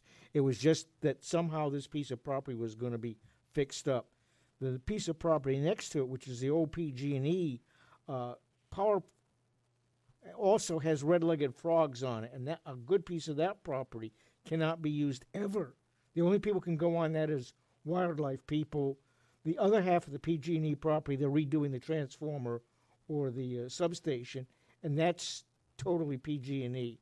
So the amount of interaction and strangeness with any of these remediation facilities is incredibly weird. Well, and so again, we can only speculate because we don't have nothing in front of us. The other piece of ground that you cannot use, which is on Sophie's Island, basically kitty corner from this, was a timber mill, and that legally you're not even allowed to land your boat on in the shore, nor are you at the plywood plant. It's and I'll try to get you all the limitations, of which there are many. I mean, it's a big book of what you can't do, which is scary. I mean, it's and the number of people who have got their hands in the pie is also scary. That's, be prepared for any time you're trying to fix up any of this. That it's a problem with bureaucracy, coming, going, and sideways. Okay, well, I would love to be able to say you're right, but I can't because I don't have nothing in front of me that says that.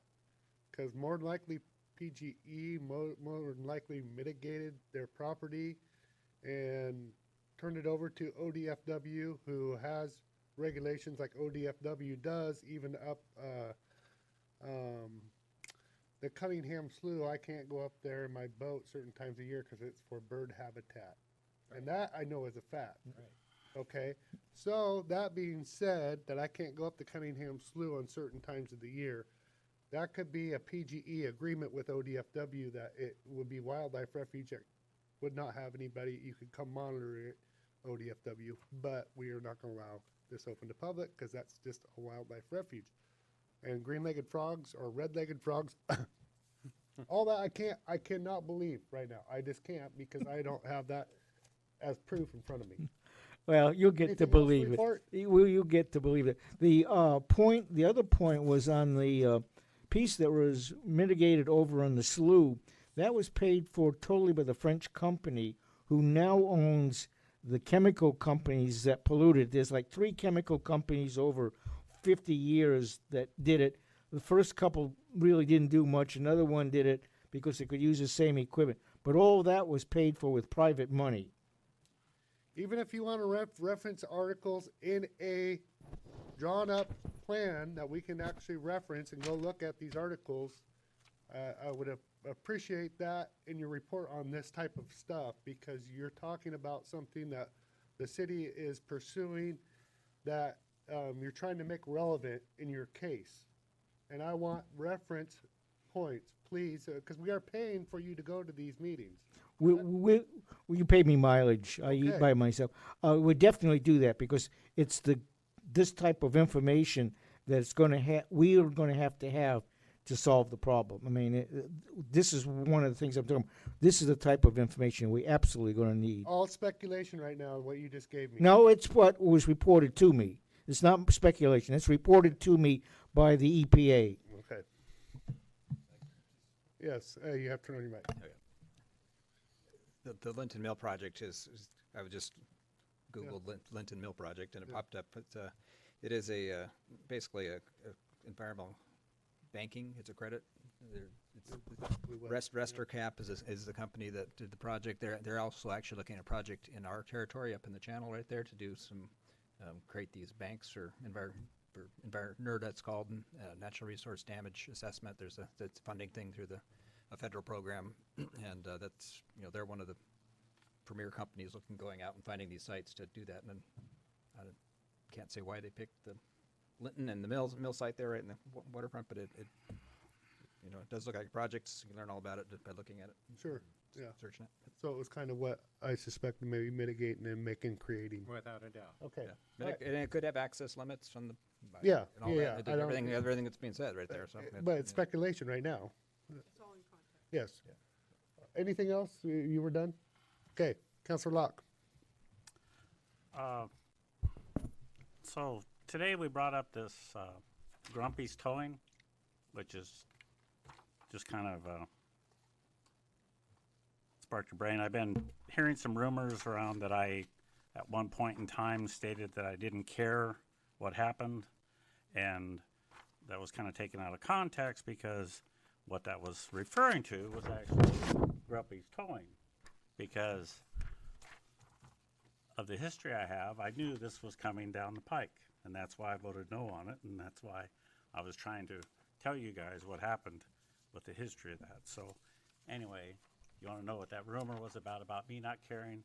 It's not that I don't care about St. Helens. I care as much as anybody here about St. Helens. I own property here. I vote here. I live here half the time. So anyway, just wanted to pull that out. Thanks. Since this happened today. Last week went to tourism meeting, and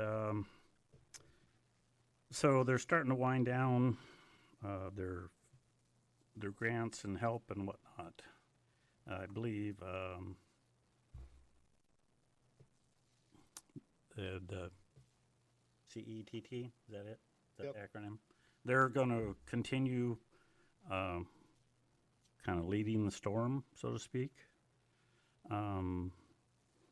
My suggestion to them was that maybe instead of having one entity lead, is that they try and reach out, basically do what they've already done, is reach out to each community and get two or three representatives from those communities, and they be continue to be the board and they share in the kind of the governance of it and whatnot, because when we first started that whole thing, that was the biggest problem is, you know, we tried making it countywide, but we were having our meetings here and half the board was from here and whatnot, and everybody said, oh, it's just going to be St. Helens getting everything again. So, you know, they participated in a couple meetings and then they all ran back to their places. So the more we can make this a community type thing, and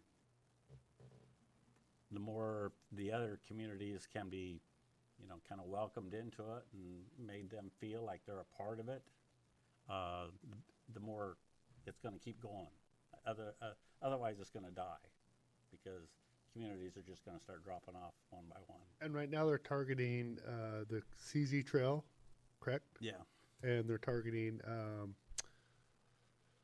Prescott are the two, and then they talked a little project in Clascanine and our watershed. Yeah, Another but project. the problem is the funding, Yes. and so they have 60,000 a year right now or something like that, whatever, which isn't a whole lot to do anything with. So they were talking about, you know, a motel tax, a countywide motel tax to fund this, like, and whatnot. So there was some discussion on what that would be, and everybody was coming up with, like, shouldn't be more than 10% because that's what we can afford around here. But so anyway, it broke into the following day. Just happened to be the county commissioners were having a meeting on that proposal of some sort of motel tax and how that would work and how it would also fund what they needed funded, like the fairgrounds and their parks they can't fund and all those type of things. And so anyway, and then the other thing too is does it really matter what the percentage is on the tax? Because nobody looks at that tax anyway when they're going to stay somewhere. You don't look at somebody's tax and say, oh, I'm going here because it's 2% less or whatever the case would be. So anyway, that discussion is going on with that, and the other thing is how to manage it, and the other thing is how is everybody going to get all of their own pieces of it and all that kind of stuff and whatnot. So I think we still got a long ways to go, and it's going to need some help, and it's probably going to need St. Helens help in some way, in form, shape, because we already have our tax kind of set.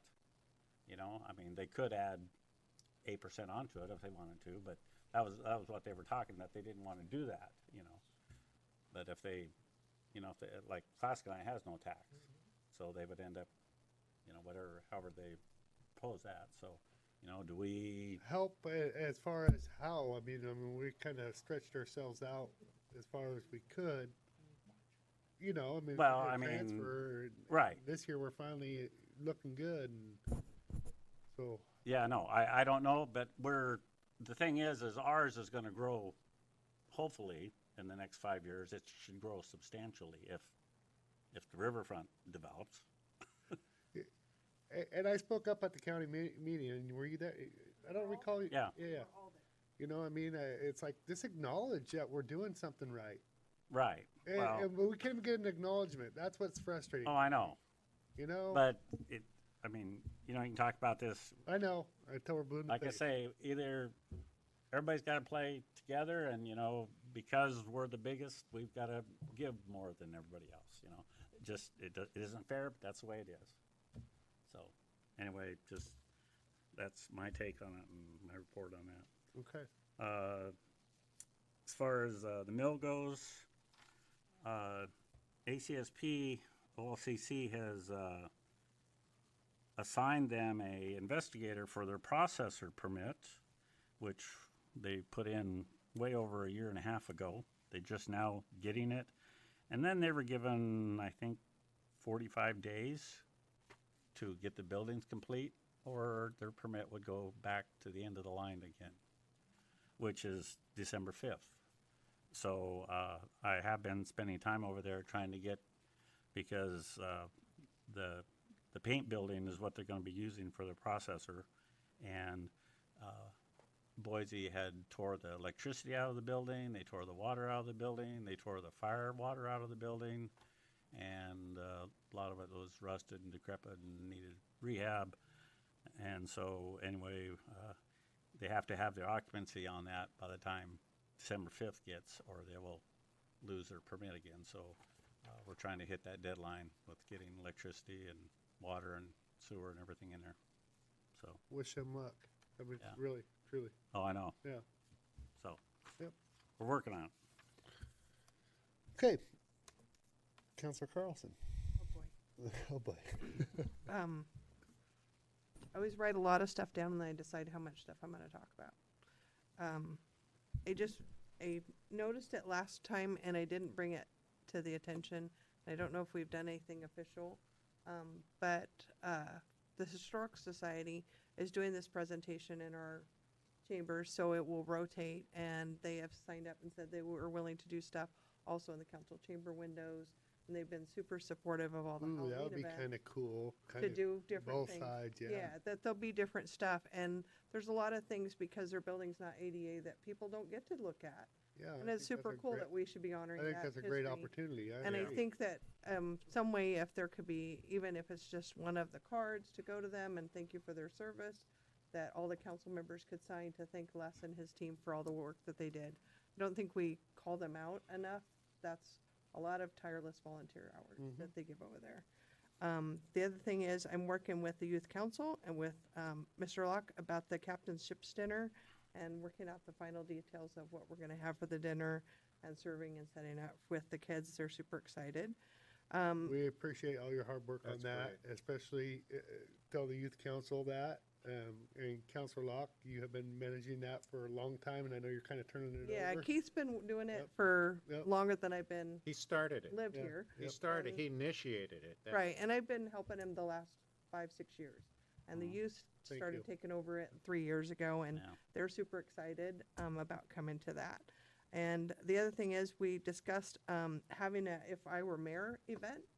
How we have the contest to have an event, maybe at the library, have Rachel come and do a little talk. It's a contest, actually, a statewide contest.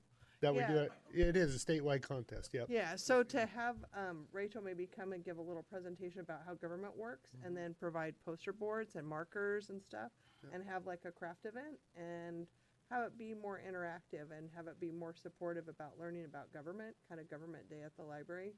We're going to start working on that after the first of the year. The other thing that I have is I know that Asbury Park is not us, correct? Asbury Park is not us. That's the county, right? Yeah. That's county. Yep. I know it's the county. I know it is. But, and I know that this has been something that we've done before, is in the wintertime, we pull garbage cans from less active parks.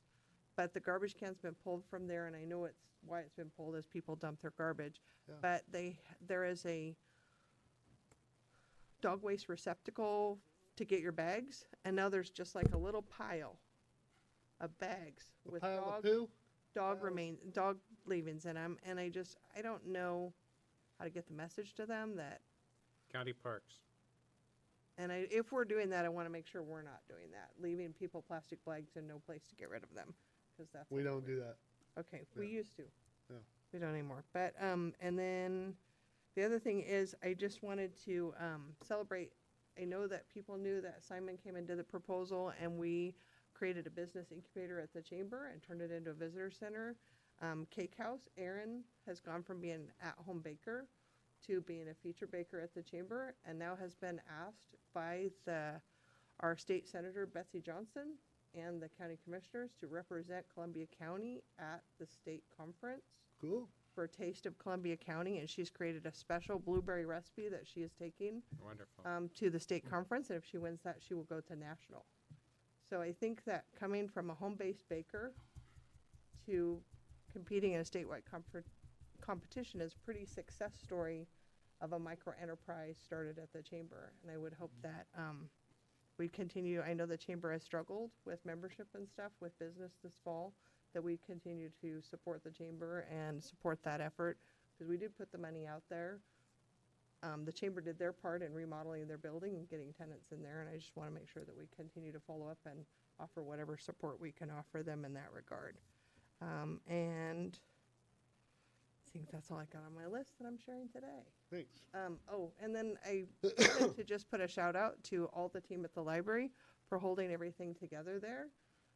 They are always busy, and I miss Margaret's in-depth reports about the library, and I see events happening in our community about arts, but I miss her reports because there's stuff and I don't know enough details to report on them. But Steve can fill us in on that. yeah, there's a that's his lot of stuff department. going on at library and arts, and The group there, which Margaret has trained well, set up a program and projects well before her healing business. So they're going on continuously. There's been no real change in the schedule, no hiccups. It's been basically taken over without being spoken about here by Margaret. Margaret was the mouthpiece. But all the projects are ongoing. There has been no slow-ups whatsoever. And I think you've probably seen the list of things at the library, its lectures and so on, its work with Scappoose Library, the interlibrary changes. That has been going on. Margaret's doing well. Big sigh of relief there. oh, and then I have also go back. A library You're go back. still, you're still. It's a library go back. It's still The you. library has been doing cultural passes for some time and has been doing, I don't know what you call it, a networking, that thing that we approved. Yes, yeah. That has expanded, and people that like live in Hillsborough are now able to check out, I'm understanding, in Hillsborough, and they're able to do different stuff and different interdepartment loans. They have new cultural passes to include the Evergreen Space and Aviation Museum, which would take a person a good 2 days to see all that stuff. I was there for 3.5 hours yesterday, and I saw the thing at a run. So it's like, it's a great opportunity, as people say that there's not enough things to do for families, but it's like, you know, that admission there is $27 a person. And you get those passes and you can go spend a whole fun-filled day honoring what great scientists, great engineers, great inventors this country is, and really celebrate. I mean, they've got Apollo 1 stuff, they've got all of that, a whole silo, mission control, they've got a simulator. There's just, for boys and girls, if you want to get kids excited, or if you have a kid excited about STEM stuff, that's a really cool, immersive thing to do. They're doing night stuff for Santa Claus with Christmas. All the planes are lit up with twinkle lights. I don't need to be an ambassador, but you know, people in our community don't realize there is a lot of things that our library program is providing for all ages, all abilities, that at little to no cost. And since Margaret's not here to wave her pom-poms, I'll do that in her absence. One of the things that's, I wouldn't say hold up, they're trying to solve, you mentioned in different places you can check things out. It's checking things back in and how we transfer, we'll say, a book from St. Helens to Scappoose, the messenger services. They're working on those details, and they're down to those level details. Yeah. But they are aware of trying to make this whole area one library system. People are just happy that their card works in more than one place. Yes. And some of the details of where do you actually have to return that book. People are super excited. It's just a really great opportunity, and there's nobody here to give a frontline report, but just I'm starting to hear really good things. I get a weekly report from Oh, the there you library that has kind of a forward look and a backward look. So Oh, okay. things they've accomplished, things that are coming up. I'm happy to share that with whoever I wants didn't, it, but, when it's kind of people an miss a internal meeting kind or of thing, two, but- I don't notice, but when we've missed that in-depth report now for a while, so I miss it. Yes. Well, go ahead. No, go ahead. I'm just saying yes. I was gonna, if you have something to comment on, go ahead. I'm gonna do my report. Did you miss Doug? Oh, He was getting ready. I was looking at him. Council President Morton. I think we're making that point. I made that point last night that, you know, we got to make certain that the departments that we are appointed You to, did. You made that it. we Stressed it serve, big that time. we report back to the council on those, because we're kind of clueless about what's going on in the library. And Steve needs to come up to date on that. You just, we're looking to you to give us that report. And we need it, and as well as arts and culture, and that's important. So with that in mind, I have the Parks Commission, And we didn't meet on Veterans Day, obviously, so we missed a month. So looking forward to next month, this second Monday, and we'll have a full agenda for sure on that. And I entertained your report, John, on Brad's report, written report, and I think the Parks Commission would like to just see him, just have him show up at some time and give a report, and we could possibly do that. We could possibly think about Brad either coming here, give the report to the council, and I could report back to the Parks Commission. But they're they want to know, they're anxious to know how things have worked out. Okay. Yeah, so So you if got it's, it. no, they want to see it eye to eye. They want to see Brad eye to eye and get a report that way. That's what was suggested. So the Parks Commission. And so, if we have to do it by written, that's fine. Okay. No, I didn't check my box this morning. So along with the parks, let's see, what else is new? Nob Hill Nature Park had a cleanup that was very successful, and they had a great turnout, and that was the first, I believe that was the first weekend in November. So that was extremely successful. One of the things I'd really want to report on is the regarding good governance and transparency. First of all, I'd like to thank George Dunkel for giving us our workshop. I want to publicly thank him, giving us our educational workshop last night, and it was Council training session. counselor training Yeah, session, yeah. and it was very informative, and it's all about good governance. It's all about our responsibilities, and it's all about teamwork as well. And I appreciated those 2 hours of the ex-fire chief stepping forward and giving us that opportunity to listen to what's effective and efficient in good governance. With that, he had a suggestion that I'd like to maybe suggest and pass along. And that deals with a bit more transparency. It deals with a bit more citizen involvement. I really liked his idea that citizens come to our council meetings, and maybe we briefly ask them to take their 5 minutes and reduce it down to 2 minutes, but give people an opportunity to voice their concerns after our meeting, or after, probably before our reports somewhere in the agenda. That way, I started thinking about that, and I go, wow, that's a good idea, because that way, if somebody is streaming our council session and or watching it on Comcast Channel 29, and they see something that's important that we've been talking about, they can get down here and actually voice their concern or ask questions about what we were doing.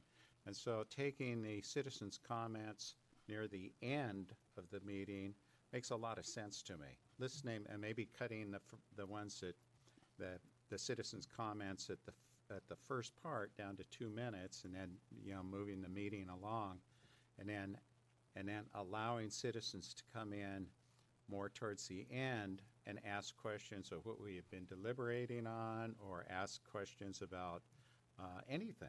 And the mayor's as good as anyone that I know in terms of engaging into comments and trying to resolve issues. And I think that would fit the nature of our council at this time.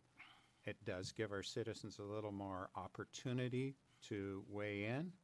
And our evening sessions, we always see people coming in late, and they're kind of, oh man, I missed it. And I think that would help facilitate that. But I thought it was a good suggestion, and I thought I'd pass it on to us to kind of think about. Maybe we can talk about it in the future. No big timely thing, but I thought it was a really good suggestion by George. Yeah, I want to just thank him so much for giving us what he did give us last night. Okay, that's what I was going to report on. I'm sorry. Good council training. No, that's fine. Good council training last night. I think that I'm not going to disagree with Doug, but I think we keep the visitor comments still at the beginning just because people don't want to sit through all our discussion. So, but can put it on there before we adjourn. We can definitely put, other business and then final comments, yes, from the floor. Whether it also could be staff too, if you something came to your mind that was, I'm wondering, that would be the time to ask. So, so we're going to be a lot more professional. We're going to try implementing a lot of the training we used. We have handouts, and we're going to start looking at those and reviewing those frequently in our training. So, and we'll definitely try to be more clear and direct to the staff and towards John, the direction that we are going. And John, you're doing a phenomenal job as far as pushing the city forward. It's been an uphill battle, and we're continuing to move forward. There were some things that weren't discussed, but you're doing right now. The city is currently doing. I think I was looking at your list, and you left a couple off there towards the bottom. But definitely, with a couple new hires, I see that being a huge asset. Moving Matt into a assistant role, Rachel. Contracting Rachel, and then also Christina Sullivan, good hires. So I appreciate that. An organization is as good as its staff, and we've got a good staff. Yep. We have great staff. Yep. So yeah, it's it's great to see that we're able to move forward, and that's why I also think we can kind of grow or work our way out of some of these issues. I guess is why I think we can, because we have such a great staff. So. We shouldn't underestimate ourselves, and I don't think we do. I think we're very cautious. I think sometimes to a fault. So let's just continue to push a little bit. We're not gonna, if we're pushing you and you feel like it's going down the wrong direction, feel free to reach out to any one of us. I know that, but John's always. But we're doing it for a reason sometimes, and you don't understand the end result. And if you need clarification on it, of why we're pushing so hard on certain areas, it's because of the end result. So, and it's going to affect different departments and your department head, so that's what's going to be weird about it. So be patient with us, because I know this, we have a lot of big ticket items on the horizon, and I think with our urban renewal, it's time to start pressing the gas pedal a little bit harder, because we are pressing it, but just a little harder, so to speak. Yeah, everybody have a good, happy holidays. Thanksgiving's just knocking. Weather's gonna be great for the next week. Looks like around Thanksgiving it might be changing a little bit. Yeah, so they're having a hard time forecasting that far out, but I seen snowflakes, so we'll see. That time Yeah, of year. we are going to go into executive session. We're going to take a 10-minute break, and then we're going to go into executive session. Okay, so we're adjourned. Did you have something specific you want to talk about? Executive session? Well, Yeah, okay. Yeah, they're placeholders. yeah. We got, is that a pretty full No, I'm just. We're just going to go over real brief, right? brief?